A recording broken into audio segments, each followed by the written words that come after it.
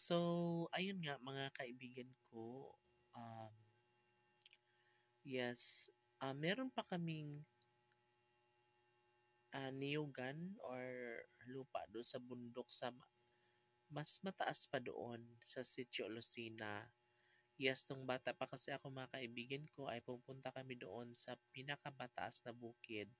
Marami doong mga lansunis, maraming prutas na iba-iba, mga pinya, barumbong, um, ano pa ba yun? Yung saging na pula, manumbaga ang tawag doon. Tapos may mga unggoy doon mga kaibigan ko. Yung unggoy talaga siya, na tumatalon-talon. Tapos maraming, basta sobrang layo na kasi. Kaya yung mga unggoy doon is doon na talaga sila naninirahan kasi nga sobrang tahimik, sobrang malayo na sa kabiasnan. So before, pag pumunta kami doon mga kaibigan ko, ay sumasakay kami ng kalabaw na may ano, ang tawag doon, yung may hawakan bitaw dito sa may buko-buko niya, dito sa may likuran. And yes, maganda siyang sakyan mga kaibigan ko kasi very safe kaya hindi ka mahuhulog. Sakang pala, mayroong sakang. Ewan ko kung ano sa Tagalog yan. So doon kami kumakapit. Sakay ako, mga kapatid ko, kasi nga, syempre pag bata pa mga kaibigan ko is parang lalo na pag maputik, no? So pipiliin mo lang talaga na sumakay ng kalabaw.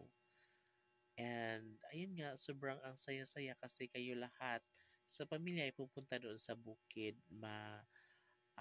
Kukuha kayo ng mga magkukopra kayo, um, tutulong kayo para maglugit, magsindi ng kopra hanggang sa ito ay maluto.